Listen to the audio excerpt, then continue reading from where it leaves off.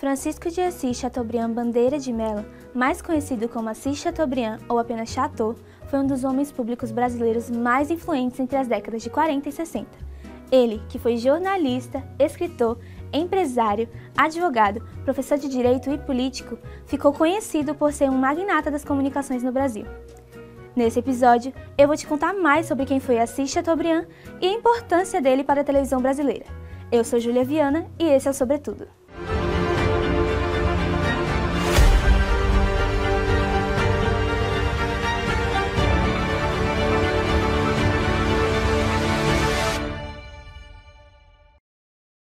Francisco de Assis Chateaubriand Bandeira de Melo nasceu em Umbuzeiro, na Paraíba, no dia 5 de outubro de 1892. Filho do bacharel em Direito Francisco José Bandeira de Melo e de Maria Carmen Guedes Gondim, foi batizado de Francisco de Assis por ter nascido no dia dedicado ao santo a quem sua mãe era devota. Já o Chateaubriand surgiu da enorme admiração do pai pelo poeta e pensador francês François-René de Chateaubriand. Chateau teve seu primeiro filho, Gilberto Francisco, fruto do relacionamento com Jeanne Paulette Allard. Ao se casar com Maria Henriqueta Barroso do Amaral, teve Fernando Antônio.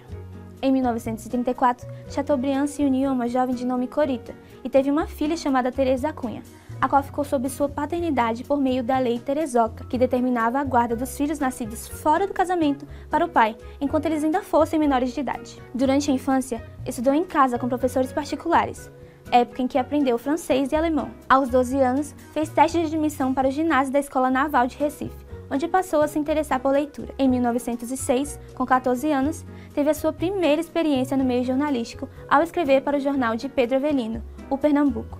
2 anos depois, Chateau ingressou na Faculdade de Direito de Recife.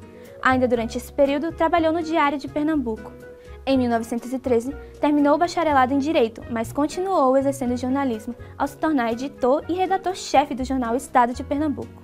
Em 1917, mudou-se para o Rio de Janeiro, onde se estabeleceu como advogado e criou seus primeiros contatos políticos, tornando-se consultor jurídico do Ministério das Relações Exteriores. Até mesmo nesse período, não deixou o jornalismo de lado e continuou colaborando como comentarista de política internacional no Correio da Manhã.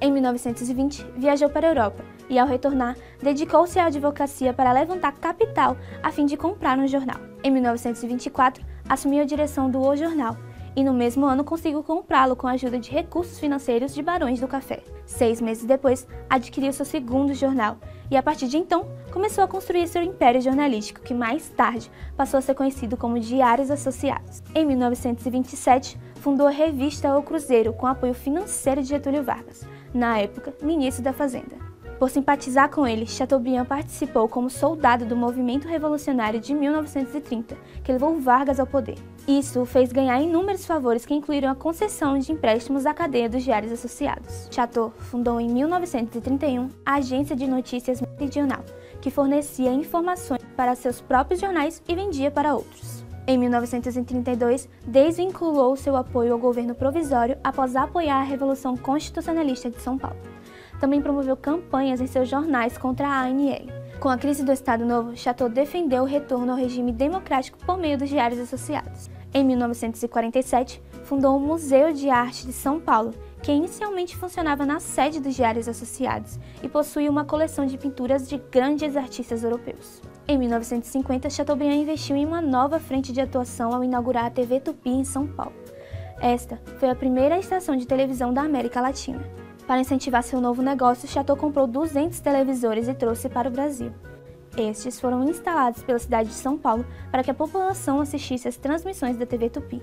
Inicialmente, a emissora era transmitida apenas para essa região no canal 3.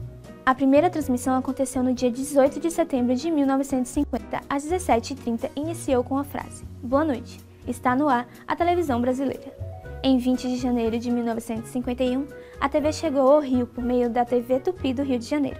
No mesmo ano em que a emissora foi lançada, Chateau voltou a apoiar a candidatura de Vargas. Contudo, após a eleição do presidente, divergências surgiram e essa posição se aprofundou. Com o tempo, Chateaubriand deu menos importância aos jornais e focou mais no rádio e na televisão. Por isso, lançou no início de 1960 o jornal Correio Brasiliense e a TV Brasília, que inaugurou juntamente com a Fundação de Brasília. Neste mesmo ano, Chateau teve trombose, que provocou uma paralisia praticamente total no seu corpo.